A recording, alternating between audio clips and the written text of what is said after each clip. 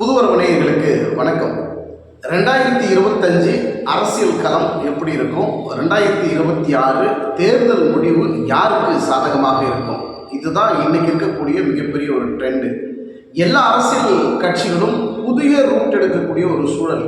யாருடன் கூட்டணி வைக்கலாம், யார் கட்சியிலிருந்து அவங்களுடைய கூட்டணி பலத்தை உடைத்து அங்கிருந்து எந்த கட்சி நம்ம கட்சிக்கு கொண்டு வரலாம் அப்படிங்கிற பல்வேறு வியூகங்களை பல கட்சிகள், பல சூழ்ச்சிகளும் சதிகளும், இப்படி ஒரு பெரிய அரசியல் அதிர்வலையை ஏற்படுத்தக்கூடிய சூழ்ச்சிகளை ஏற்படுத்தக்கூடிய வகையில் பரபரப்பு நிறைந்த ஒரு அரசியல் களமாக இப்போ சூடுபிடித்திருக்கிறது. 2025 அனைத்து கட்சிகளும் யாருடன் யார் கூட்டணி வைக்கலாம், யாருக்கு சாதகம் அதிகமாக இருக்கிறது, எந்த கூட்டணியில் நம்ம போனால் நமக்கு வெற்றி வாய்ப்பு இருக்குன்னு பல்வேறு விமர்சனங்களும் பல்வேறு கருத்துகளும் பல ஆலோசனைகளும் இப்போ அதிக அளவில் ஏற்பட வாய்ப்பு இருக்கிறது. 2025 புத்தாண்டு பிறந்தவுடன் இன்னும் வேகமாக சூடுபிடிக்கக்கூடிய ஒரு சூழல். இப்போவே அரசியல் களத்தில் பல அதிரடி திருப்பங்கள், பல கட்சிகள் புதிய ரூட் எடுக்கக்கூடிய ஒரு வாய்ப்புகள். இந்த நிலவரம் இப்படியே தொடர்ந்தால் 2026 சட்டமன்ற தேர்தலில் எந்த கட்சிக்கு அமோக வாய்ப்பு கிடைக்கும், எந்த கட்சி ஆட்சி பிடிக்கும், எந்த கூட்டணி மெகா கூட்டணியாக அமைந்து வெற்றி வாகை சூடுங்கிறது பல்வேறு கேள்விகள் இருக்கிறது. ஆனால் இங்கே 2026 சட்டமன்ற தேர்தலில் மெகா கூட்டணி அமைக்கக்கூடிய கூட்டணி கட்சிகள் தான் ஜெயிக்குமா, இல்லை அது மெகா வெற்றி பெறுமா அப்படின்னா மெஜாரிட்டியோட வெற்றி பெறுமா அப்படிங்கிறது ஒரு சந்தேகம் தான். ஏன்னா வெற்றி பெறும், ஆனால் இழுபறியான ஒரு வெற்றியாக இருக்கும். ஒரு கூட்டணி கட்சிகள் இணைந்து ஒரு ஆட்சி அமைக்கக்கூடிய ஒரு வாய்ப்புகள் கூட உருவாவதற்கு சிறிது வாய்ப்புகளும் இருக்கிறது. அந்த வகையில் திமுகனுடைய செயற்குழு கூட்டம் கடந்த வாரம் நடந்தது. அந்த கூட்டத்தில் தமிழகத்தின் முதலமைச்சர், திமுகனுடைய தலைவர் மு க ஸ்டாலின் அவர்கள் ஒரு விஷயத்தை சொன்னார். அனைத்து மாவட்ட செயலாளர்களுக்கும் செயற்குழு உறுப்பினர்களுக்கும் உங்களுடைய தொகுதிகளில் நம்மளுடைய வெற்றிக்கு வித்தாக நீங்கள் செயல்படணும் அப்படின்னு ஆணித்தரமான ஒரு கட்டளை போட்டார். 200 தொகுதிகளை நம்ம வென்றாக வேண்டும், மீண்டும் ஆட்சி பிடிக்கணும்னு திமுகவுடைய இலக்கு.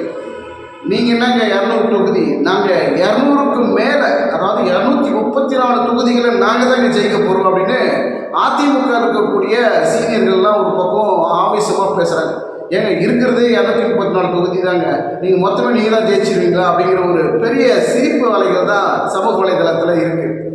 திமுகனுடைய கூட்டணி பலமாக இருக்கிறது. அவருடைய கூட்டணியை உடைப்பதற்கு பல சதிகள் நடந்தாலும் எங்களால் ஒன்றுமே செஞ்சு விட முடியாதுங்க, எங்கள் கூட்டணி அவ்வளோ சாதாரணமாக உடைத்து விட முடியாது அப்படின்னு மிகவும் கட்டுக்கோப்பாக, மிகவும் வலுவாக இருக்கக்கூடிய கூட்டணி திமுக கூட்டணி. அதுலேருந்து ஏதாவது 1-2 கட்சிகளை பிரித்து வெளியே கொண்டு வரலான்னு பல வேலைகளை நடத்துகிறாங்க. ஆனால் அதுக்கு சாதகமான சூழல் அமையாததுனால இன்றைக்கி இருக்கக்கூடிய அரசியல் களம் வேறு மாதிரியான ரூட் எடுக்கக்கூடிய ஒரு வாய்ப்புகளில் போய்கிட்டு இருக்கு. ஒரு பக்கம் பாமகவில் நேற்றிலிருந்து ஒரு பரபரப்பு. அங்கே அன்புமணி ராமதாஸுக்கும் ராமதாஸ் அவர்களுக்கும், அதாவது அப்பா மகனுக்கும் இருவருக்கும் பொதுக்குழு கூட்டத்தில் ஒரு சலசலப்பு, ஒரு உட்கட்சி பூசல் ஏற்பட்டு, நீங்கள் இந்த பொறுப்பு அவர்கள் கொடுக்கக்கூடாது, 4 மாதம் தான் ஆகுது, முகந்தனுக்கு இந்த பொறுப்பு இளைஞரணி தலைவராக இந்த பொறுப்பு நீங்கள் கொடுக்கக்கூடாது அப்படின்னு அன்புமணி ராமதாஸ் கோச்சிக்கிட்டு வெளியே வந்ததும், என்ன நீங்கள் இனிமேல் மீட் பண்ணணும்னா தைலாபுரத்தில் இருக்கக்கூடிய அலுவலகம் கிடையாதுங்க, நான் பனையூரில் இருக்கக்கூடிய அலுவலகம் தான், என்ன நீங்கள் இனிமேல் அங்கே சந்திக்கலாம், அதுக்குண்டான தொலைபேசி தொடர்பு கொள்ளக்கூடிய தொலைபேசி எண்ணையும் அறிவிச்சார், எப்போ வேணாலும் நான் அங்கே பார்க்கலாம் அப்படின்னு அன்புமணி ராமதாஸ் அந்த கூட்டத்திலிருந்து விறுவிறுன்னு கிளம்பி வந்துட்டார். இன்னைக்கு அது வேறு மாதிரியாக மாறி சமரசமாக போய், எங்களுக்கு அப்படின்னா ஒன்றும் இல்லை, ஒரு பொதுக்குழு கூட்டம், செயற்குழு கூட்டம் அப்படின்னாக்கா எல்லா கட்சியிலும் நடக்கக்கூடிய பேச்சுவார்த்தைகள், எல்லா கட்சியிலும் முரண்பாடுகள் வரும், பிரச்சனைகள் வரும், அது கட்சிக்குள்ளே இருக்குதுங்க, அது உட்கட்சி பூசலுங்க, அது நாங்கள் பேசி தீர்த்துக்கிறோம், அதெல்லாம் உங்களுக்கு தேவையில்லைங்க அப்படின்னு அன்புமணி ராமதாஸ் அவர்கள் செய்தியாளர் மத்தியில் தெளிவாக சொல்லிட்டார்.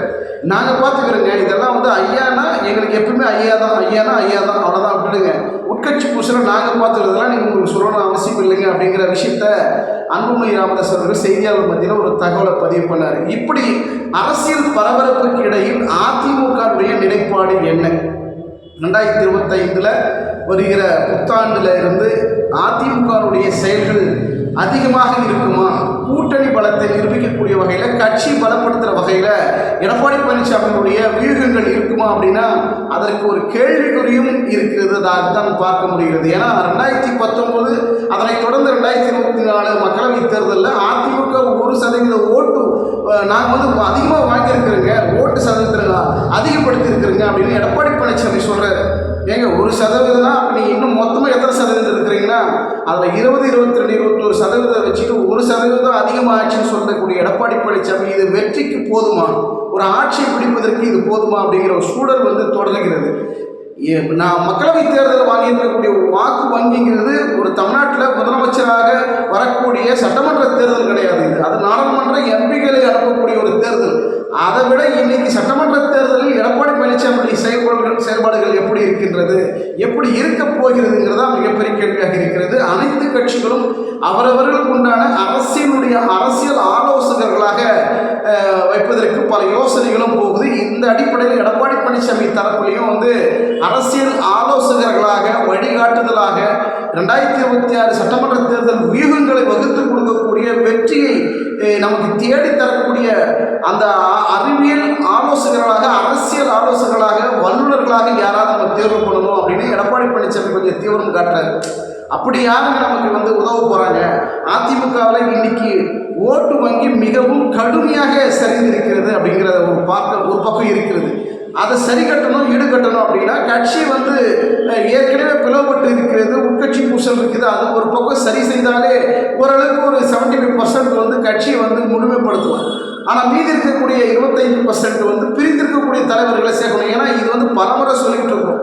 ஓபிஎஸ்சியோ இபிஎஸ்சிங்கிறது இங்கே யார் தலைமை, யார் பெரியாள், யார் சின்னாளுங்கிறத பார்க்குறத விட புரட்சித் தலைவர் எம்ஜிஆர் அவர்களும் புரட்சித் தலைவர் அம்மாவுடைய ஆட்சி மீண்டும் தமிழகத்தில் கொடுக்கணும் அப்படின்னா இபிஎஸ்ஆ ஓபிஎஸ்ஆ இவங்க 2 பேருக்குள்ள சண்டை போட்டுக்கிட்டு இருந்தாங்கன்னா தமிழகத்தில் மீண்டும் அதிமுக ஆட்சி பிடிப்பதுங்கிறது மிகப்பெரிய கேள்விக்குறி, சந்தேகம்ங்கிறது உறுதியான நிலைப்பாடாகத்தான் இன்றைக்கு இந்த சூழல் இருக்கக்கூடிய ஒரு சூழல் போய்கிட்டு இருக்கு. இதில் 2வது முறையாக திமுக மீண்டும் 200 தொகுதிகளை வென்று நாங்கள் ஆட்சி பிடிக்கணும்னு தீவிரமான பலமான கூட்டணியை வைத்துட்டு இருக்கிறாங்க. இதை எதிர்கொள்ளணும் அப்படின்னா எடப்பாடி பழனிசாமி பலமாக இருக்கணும். ஏற்கனவே ஓட்டு வங்கி சரிவு நிலையில் இருக்குது, கட்சி பிளவுல இருக்கிறது, உட்கட்சி பூசல் இருக்கிறது, தொண்டர்களுடைய மனக்குழப்பங்கள், அவருடைய பிரிவு நிலை, ஒற்றுமை இல்லாத ஒரு சூழல் இருக்கக்கூடிய இந்த சூழலை எடப்பாடி பழனிசாமியினுடைய 2026 தேர்தல் ஒரு மிகப்பெரிய கேள்விக்குறியாக அமைவதற்கு வாய்ப்புகள் அதிகமாக இருக்கிறதாகத்தான் ஆங்கில நாளேடுகள் சொல்லக்கூடிய ஒரு சர்வே சொல்லுது. இந்த அடிப்படையில் எடப்பாடி பழனிசாமி அடுத்தடுத்த அரசியல் வியூகங்களை எப்படி மேற்கொள்ளப் போகிறார்? ஏன்னா தமிழகத்தில் திமுக ஒரு பக்கம் பலமாக இருக்கிறது. 2வது கட்சியாக பாஜக உள்ள 2வது இடத்தை பிடிப்பதற்கு வேகமான செயல்பாடுகளும் தீவிரம் காட்டுறாங்க. 3வது இடத்திற்கு அதிமுகவை தள்ளணும் அப்படிங்கிறது பாஜகவுடைய இலக்காக இருக்கிறது. இப்படி இருக்கிற சூழலில் அதிமுகவில் ஏற்கனவே உட்கட்சி பூசல் இருக்கின்ற போது வாக்கு வங்கி சரிவாக இருக்கிறது. மிகப்பெரிய பின்தங்கி இருக்கக்கூடிய எடப்பாடி பழனிசாமியுடைய அரசியல் வியூக கணக்குகள் 2026 தேர்தலில் பலிக்குமாங்கிறதே மிகப்பெரிய கேள்வியாகவும் சந்தேகமாக இருக்கக்கூடிய சூழலில் இன்னைக்கு இரட்டையர் சின்னத்தில் ஒரு பிரச்சனை இருக்கிறது, கட்சிக்குள்ள பிரச்சனை இருக்கிறது, தொண்டர்கள் மத்தியில் பிரிவு இருக்கிறது, நிர்வாகிகள், மூத்த தலைவர்கள், முன்னாள் அமைச்சர்கள் மத்தியில் ஒரு சலசலப்பு இருக்கிறது. எடப்பாடி பழனிசாமி எங்களுக்கெல்லாம் அப்படிலாம் ஒன்றும் கிடையாதுங்க, எல்லாம் எங்கள் கட்டுக்கோப்புகளில் என்னுடைய கண்ட்ரோலில் தான் எல்லாமே இருக்கிறாங்க அப்படின்னு எடப்பாடி பழனிசாமி சொல்கிறாரு. எடப்பாடி பழனிசாமி ஆதரவாக இருக்கக்கூடிய அதிமுகனுடைய முன்னாள் அமைச்சர்கள், நிர்வாகிகள், சில அவர் கூட இருக்கக்கூடியவர்களெல்லாம் கட்சியில் நாங்களும் ஒற்றுமையாக தான் இருக்கிறோம், எங்களுக்குள்ள எந்த பிரிவினையும் பிரச்சனைகள் இல்லைன்னு சொல்கிறாங்க. ஆனால் புள்ளி விவரங்கள் என்ன சொல்லுகிறது, அரசியலுடைய நிலைப்பாடு என்னவாக இருக்கிறது அப்படின்னா திமுக மீண்டும் 2026 சட்டமன்ற தேர்தலில் மீண்டும் ஆட்சியை பிடிக்கக்கூடிய வாய்ப்புகள் அதிக அளவில் இருக்கிறதாக புள்ளி விவரங்களும் அரசியலுடைய நகர்வுகளும் இருக்கிறது. இதை எதிர்கொள்ளணும். எடப்பாடி பழனிசாமி திமுகவை எதிர்த்து அதிமுகவை மீண்டும் ஆட்சியில் வரணும் அப்படின்னா எடப்பாடி பழனிசாமி மெகா கூட்டணி அமைக்கணும். மெகா கூட்டணி யார் நம்பி எடப்பாடி நம்பி வருவாங்க அப்படிங்கிற ஒரு கேள்விகள் இருக்கிறது. இதற்குத்தான் எடப்பாடி பழனிசாமி தமிழக வெற்றி கழகத்தை அதிமுகவுடன் கூட்டணி வைக்கணும்னு பல்வேறு தூதுகள் போய்கிட்டு இருக்கிறது. அதற்கு பெரிய அளவில் எடப்பாடி பழனிசாமி முயற்சி பண்ணுறாரு. இன்னொரு பக்கம் தேமுதிக ஆல்ரெடி இருக்கிறாங்க. பாமக பாஜகவிலிருந்து பிரிந்து அதிமுக கூட்டணி வைக்க வருவதற்கு வாய்ப்புகள் ஓரளவுக்கு இருக்கக்கூடிய ஒரு சூழல் தான் நேற்றிலிருந்து இன்றிலிருந்து தொடர்ந்து கொண்டிருக்கிறது. பாஜகவுடைய நிலை யாருடன் கூட்டணி அப்படிங்கிறத ஒரு மிகப்பெரிய கேள்விகளை தொடர்ந்து கொண்டிருக்கிறது. இந்த சூழல், பரபரப்பான இந்த சூழலில் எடப்பாடி பழனிசாமியுடைய ஒவ்வொரு அரசியல் வியூகங்களும் அவர் எடுத்து வைக்கக்கூடிய ஒரு அடியும் மிகவும் கடினமாகவும் மிகவும் சிக்கலை கொடுக்கக்கூடிய ஒரு அடியாகத்தான் இருக்கும். அதை எடப்பாடி பழனிசாமி எப்படி எதிர்கொள்ளப் போகிறார்? உட்கட்சி பூசலில் ஓ பன்னீர்செல்வம், டிடிவி சசிகலா அவர்களை கட்சியில் இணைப்பதற்கு அதிகபட்ச வாய்ப்புகள் இருந்தாலும் நான் இணைக்கணுங்கிறது ஒரு பெரிய விஷயம் கிடையாதுங்க. எங்களுக்கு அவங்க வந்தால் எனக்கு பெரிய தொல்லை தாங்க. எனக்கு கட்சியில் நான் நிம்மதியாக இருக்க முடியாது. என் பதவிக்கு ஆப்பு வச்சுருவாங்க, நான் அவங்களெல்லாம் சேர்க்கறது இல்லைன்னு எடப்பாடி பழனிசாமியுடைய நிலைப்பாடாக இருந்தாலும் கூட அதிமுகவில் பிரிந்திருக்கிற தலைவர்களை இணைத்தால் மட்டும்தான், இணைப்புங்கிற ஒரு வார்த்தை வருகின்ற போது அதிமுகவிற்கு அது பலமான ஒரு சூழலாகத்தான் அமையும். பொறுத்திருந்து பார்க்கலாம். 2026 சட்டமன்ற தேர்தல் திமுக வசமா அதிமுக வசமா, யார் வெற்றி பெறுவார்கள், யார் ஆட்சி கட்டில் அமரப்போகிறார்கள்ங்கிறது மிகவும் பரபரப்பான சூழல் போய்கிட்டு இருக்கிற 2025 அது புத்தாண்டு வருகிற இந்த 2025 அரசியல் களம் மிகவும் சூடுபிடிக்கக்கூடிய ஒரு களமாகவும், பல அரசியல் கட்சி தலைவர்கள் புது புது ரூட்டுகள் எடுத்து யாரோட கூட்டணி வைக்கலாம், எந்த ரூட்டில் போயிட்டு அவர்களை நம்ம கூட கூட்டணிக்கு அழைக்கலாங்கிறத புது கணக்கை எடுத்து புது ரூட் எடுத்து முயற்சி செய்கிறாங்க. அந்த முயற்சிகள் எடப்பாடி பழனிசாமிக்கு சாதகமாக அமையுமா அப்படிங்கிறதா மிகப்பெரிய கேள்வியாக இருக்கிறது. பொறுத்திருந்து பார்க்கலாம். 2026 சட்டமன்ற தேர்தலில் வெல்லப்போவது யார், ஆட்சி அமைக்கப் போவது யார், பொறுத்திருந்து பார்க்கலாம். நன்றி, வணக்கம்.